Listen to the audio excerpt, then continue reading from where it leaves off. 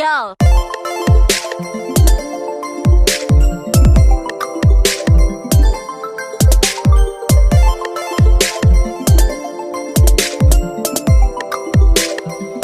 Hey guys, welcome back to my YouTube channel. So today's video is going to be about the back to school advice. I'm super excited for this video and I felt like it was going to be appropriate since we are approaching our back to school season. I'm super excited about that, but enough chit chatting, let's get started with this video. Okay, so quick disclaimer. I will be looking down a lot because on my phone I have the notes on what I want to say. So the first category / topic is school mindset. The first bullet point for school mindset is positive thinking. Positive thinking is very crucial when it comes down to going to school, doing your work. So why is it so crucial, you may ask? Positive mindset literally influences everything that you do. Here are some of my experiences dealing with the positive thinking / mindset. So I had two experiences, which is algebra and K-level science. So my first experience, which was dealing with algebra, I absolutely hated algebra. I hated math in general, and I still kind of do, but I'm working on that. We all are working on our positive mindset. So with algebra, in the beginning, it was rough for me.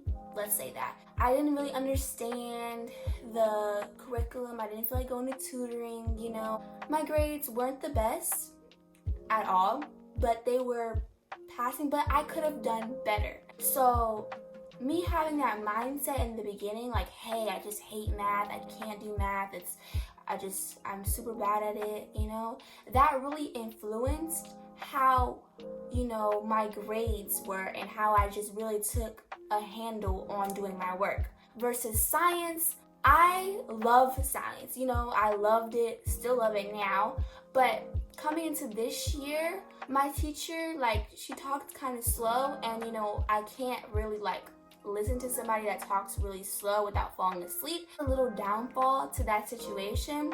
So in my thinking, I was like, hey, I'm just not gonna listen. I'm just gonna chill out, My mindset wasn't really all of that.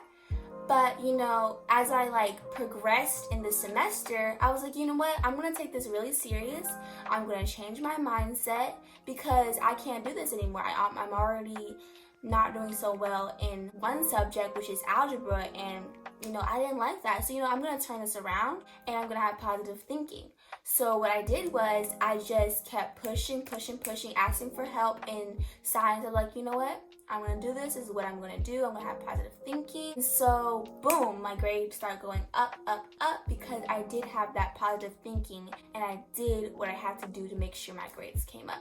So that's basically why you should have positive thinking, because it literally influences, like I said before, everything that you do. So it's really important that you have positive thinking. Next category / topic is classes. So my first little bullet point for classes is don't underestimate your classes. This is really big because coming into the new school year, let's say English, that's your best subject. You're like, it's easy, I got it. I've been making hundreds, and you know what, I got this, And you're just saying it's gonna be a breeze and whatever. So you feel like you don't have to turn in your work as much when you get there because you're like, hey, it's the beginning of the semester, it's easy, I can just sit back and relax. But no, you don't want to ever underestimate your classes because in the beginning, yes, it may be easy, but it starts going up.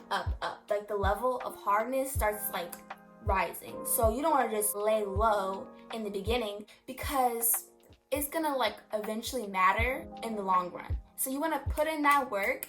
You want to do all that you can in the beginning. So in the long run, you're like, hey, I'm glad I did this because I did that and blah, blah, blah, blah. So that's really crucial.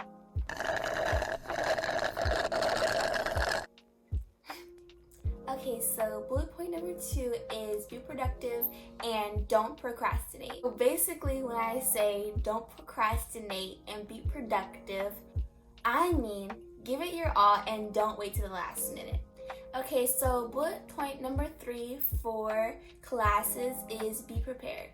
Being prepared also plays a really big part. You need to have your supplies, you need to study, you need to come to class on time. Those are a little bit of examples that comes with being prepared.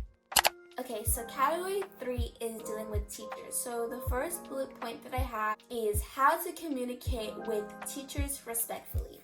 So this is actually a really big thing as well, because you don't want to come off as disrespectful to your teachers, because your teachers will mentally take note of that, and not saying that they will, but they more than likely probably would treat you a little differently than others because you are showing those signs of disrespect. You may be asking, how do I communicate with my teacher respectfully? First of all, let's go into the email format, because I know a lot of people do email their teachers concerning their grades, concerning, hey, I need to catch up on something, I need to redo a test.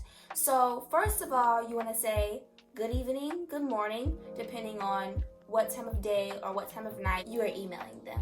So let's say I'm emailing them at, let's say 6:30 in the morning, hypothetically. I'm going to say, good morning. We're going to say, Miss Pecker. Good morning, Miss Pecker.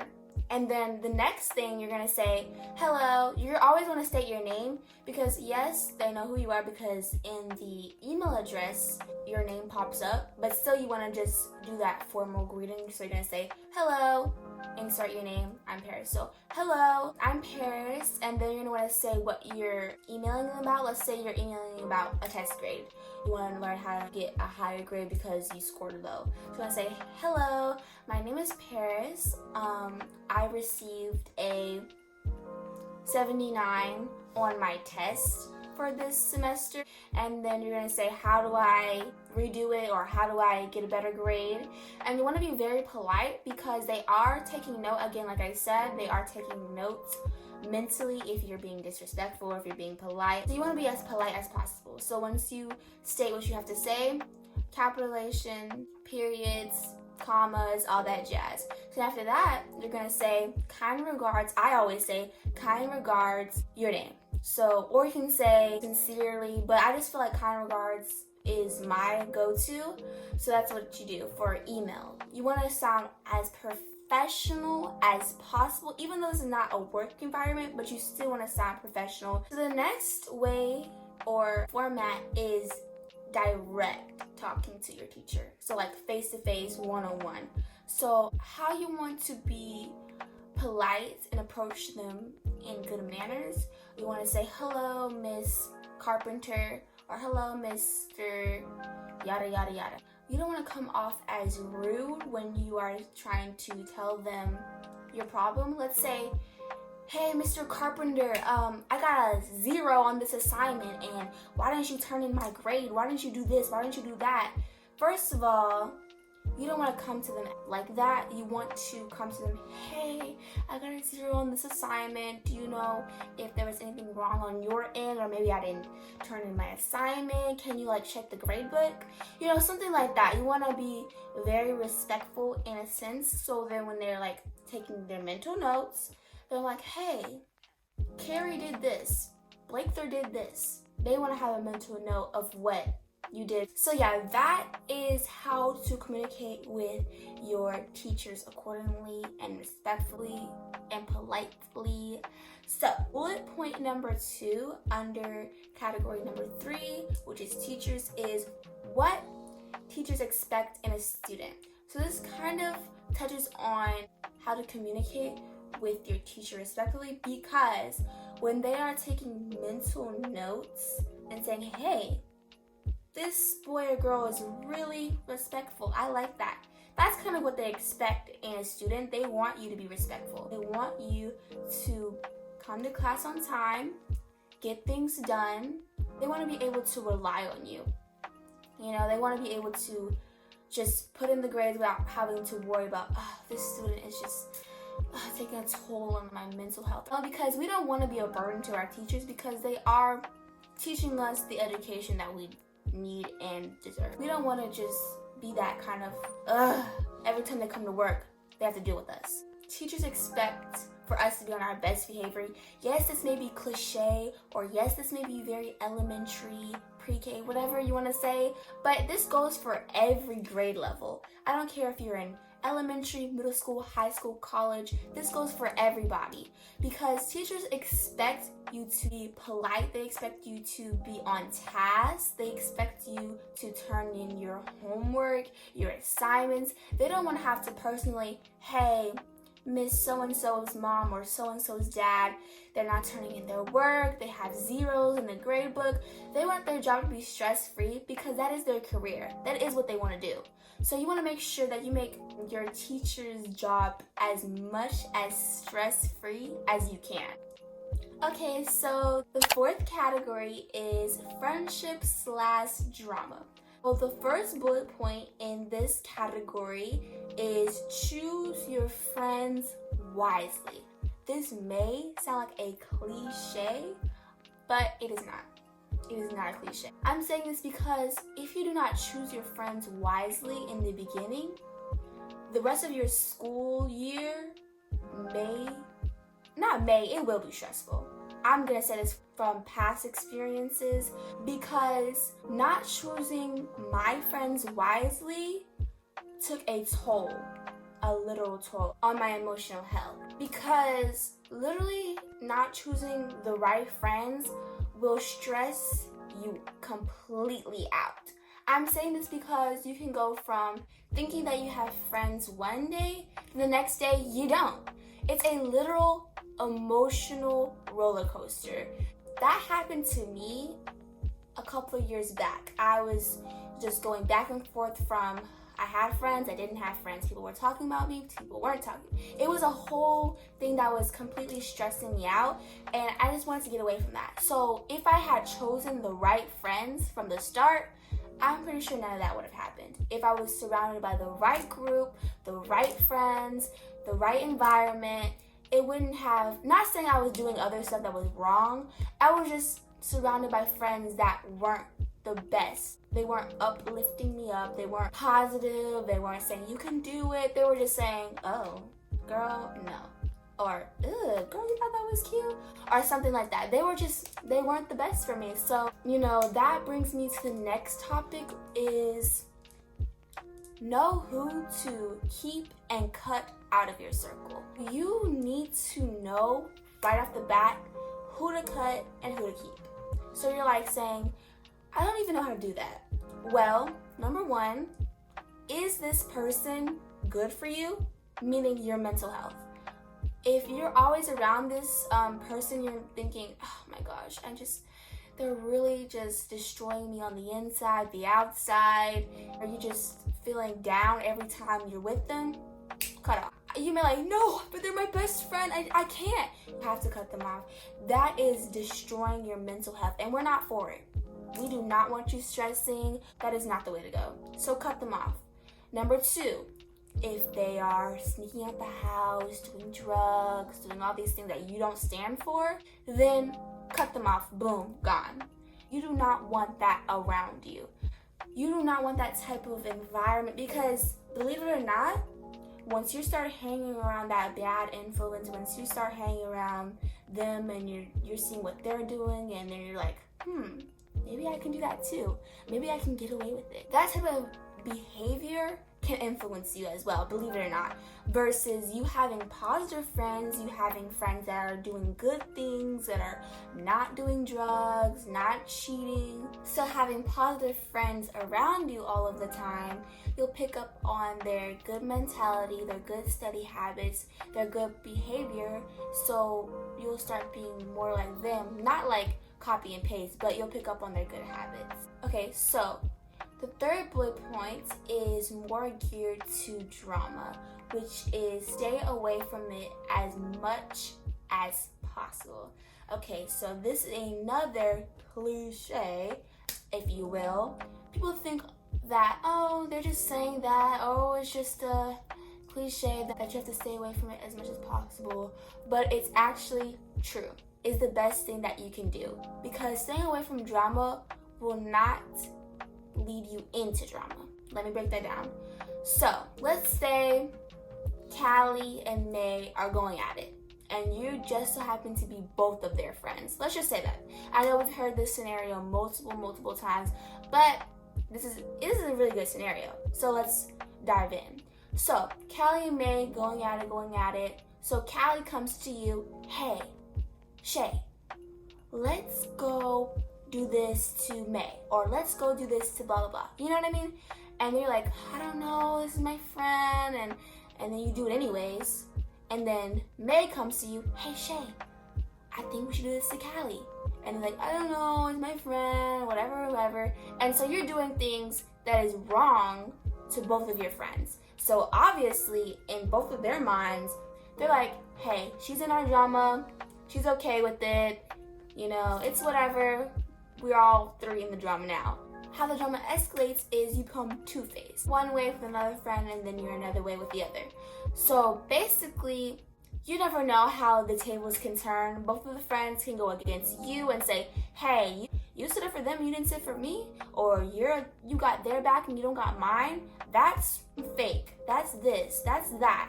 So that's how that drama really escalates to a different level, which could have been squatted at the beginning by just dismissing yourself and letting them handle their drama, or letting them handle their business, and not saying, well, I think you should do this, hey, you can always be there to give advice, but do not influence yourself in that, because that will just take you from level 0 to level 10. Because word gets out, everybody starts not liking you, or everybody, you know, so that's just things that you can avoid. So the next bullet point that deals with drama is communication is key. Cannot also stress this enough. Communication is key because let's say you have a altercation with a person.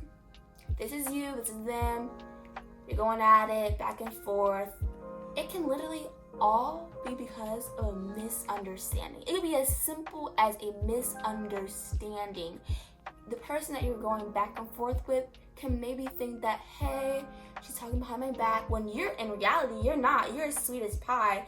You didn't even talk behind their back. But you know how different people have different opinions. Honestly, the school world, they just want drama. They love the tea. They want, if there's nothing going on, they'll start something. They'll stir it on up. So being that said, someone, let's say their friend, or let's give names. So you're Kelly, the person that you're going against is Rob. Let's just say that. Going against Rob. And then Rob's friend is telling Rob, hey, Kelly is talking bad about you. Kelly wants to fight. Kelly wants to do this, and that. And in reality, you're just saying, well, Rob is a really nice friend. Rob bakes great cookies, you know, but that friend really wants to see y'all fight. That friend wants to start a mess. That friend wants to be all up in the tea, you know?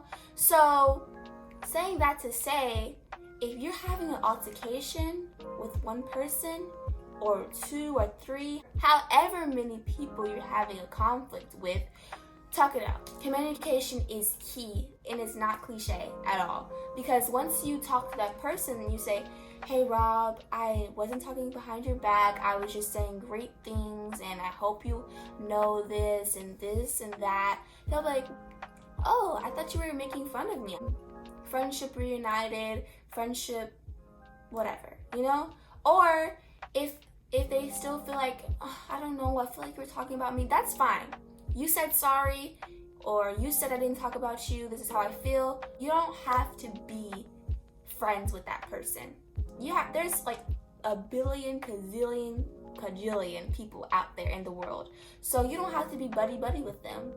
You know, things happen, and if they feel that way, that's fine. You have other friends, that's completely fine.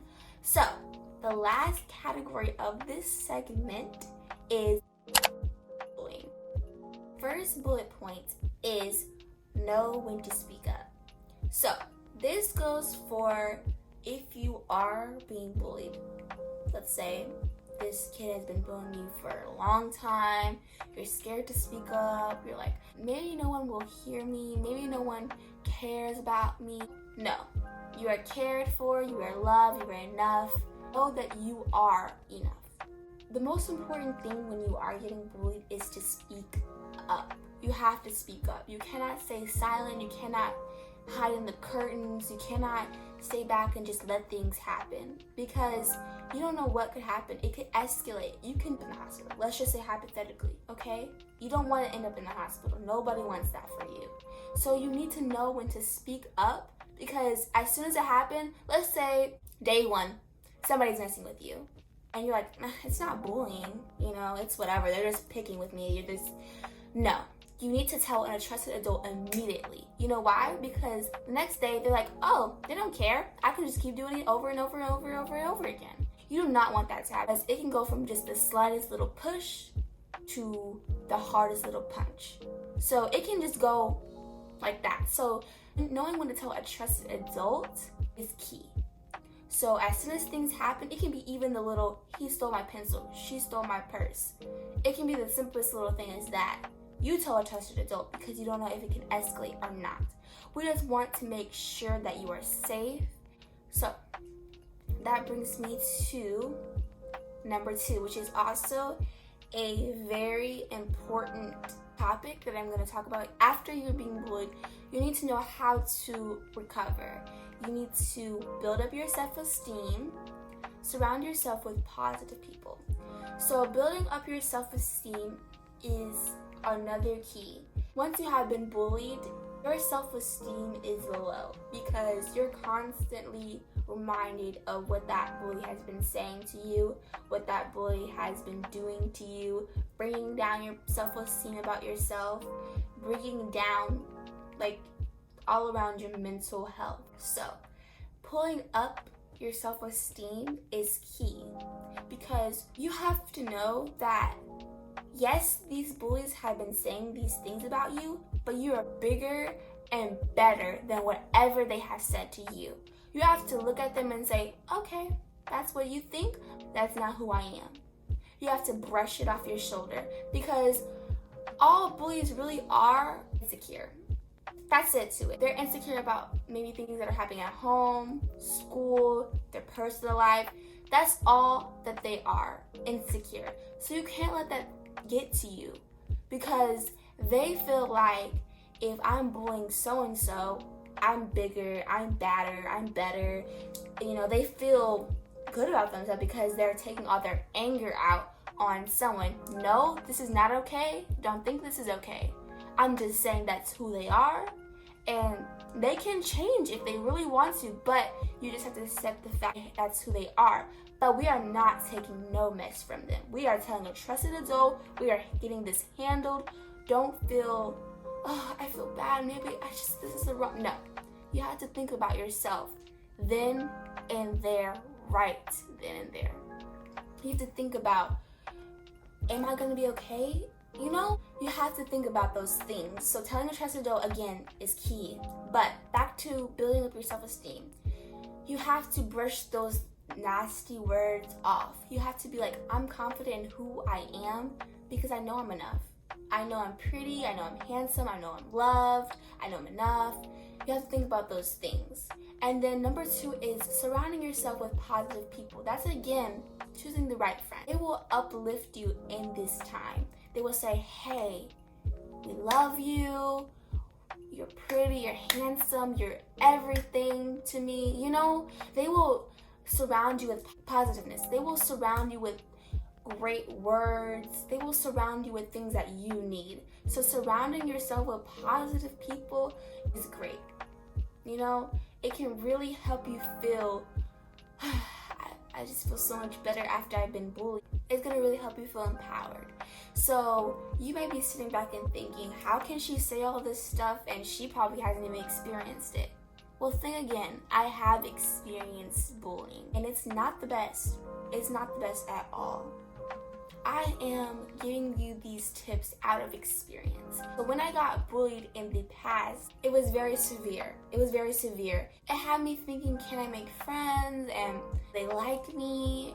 You know, it had me second guessing a lot of things. So here comes telling a trusted adult. I told my mother, and she went up to that school. She had things done. She filed a complaint, that she was on top of it. So her doing that made me feel even better about the situation. I'm like, oh, I have someone that supported me. I had someone that is with me the whole time and saying, hey, don't let this get to you, because you can overcome this, you know? So that was really something that helped me move on. And so then building my self-esteem, again, she came, she ate lunch with me, she did little self-care things with me, my hair, straightened it. It was very relaxing after being bullied, after being talked about, because it really helped me boost up my self-esteem. You know what? I'm realizing who I am and that I am enough because of the support system, the building up my self-esteem. I'm like, you know what? I'm not gonna let those haters get to me, because all they are, again, is insecure. And I can't help that you're insecure. You know, you just got to keep moving, keep walking, keep going, because those little things in life, they're barriers, but guess what? You can overcome them. You will overcome them. So don't think, I'm stuck. I can't. No, you're not stuck at all. You will go over this, okay? So that's my experience on bullying and how I overcame it. So now when people are like, oh, girl, you thought that outfit was bomb? You thought those shoes were cute? I'm like, I did, and what about it? Because I don't need someone's opinion to just make me feel down about myself. Like, oh, I've learned that even more so this year, because there were little incidents talking about my hair, you know, doing different stuff to bring me down. But I'm like, no. And then having that support system again this year, we did some things that helped me boost my self-esteem again. That really just opened my eye even more. And now that I'm saying this and I'm really like looking over it, I'm like, you know what? This upcoming school year, I'm not gonna let those things get to me, because if you say one thing, I know another thing. If you say I'm ugly and I'm like, you know what? That doesn't matter, because I know I'm pretty, because I've had different people say these things about me, and even I believe that I am pretty, you know? So those different things, you can't let them get to you. You can't. And so that's my little segment on bullying. So I hope that really opened your eyes to bullying, because I feel like they talk about it, but they don't dive deep into it. They say, oh, if you're getting cyberbullied, call this, or text to this, or whatever. But nobody talks about the experiences. Nobody talks about how to build up your self-esteem. Nobody talks about that. So I feel like that it was really needed for you to hear this information about bullying. Okay, so quick disclaimer. While I was editing, I did realize I said that different districts give us the numbers to text or to call or the websites to go to, and they don't really dive in. I meant that they don't really give us experiences. They don't really reach out to us to see if we need any help. Don't get me wrong, I am all for texting that number or calling that number if you do need help. Don't let that stop you or whatever. But I was just saying that because they don't give us enough experiences from people and different standpoints. But saying that, I hope you enjoy the rest of the video. Thank you so much for watching. Here are some bloopers to enjoy. Okay, so bullet point number 3 is be prepared. This is also, oh my gosh, I'm looking over here. Time of night. Hopefully you're not emailing them at nighttime, because that is a little display. Just like, okay, so okay, I forgot what I was gonna say.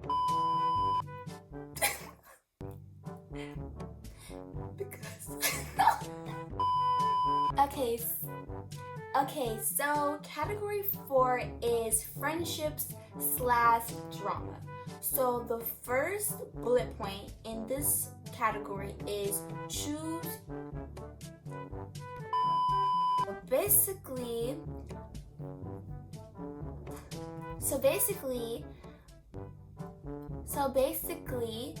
when I say don't procrastinate.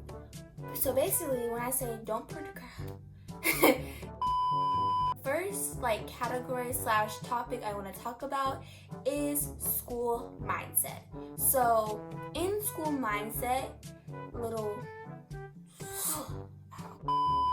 speak up, you're like, maybe something, maybe no one will hear me, maybe no one will.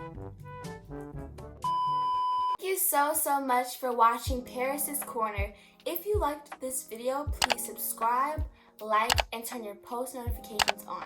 I post new videos every Saturday. And if you stayed this far into the video, please comment this emoji. And I hope to see you soon. Bye!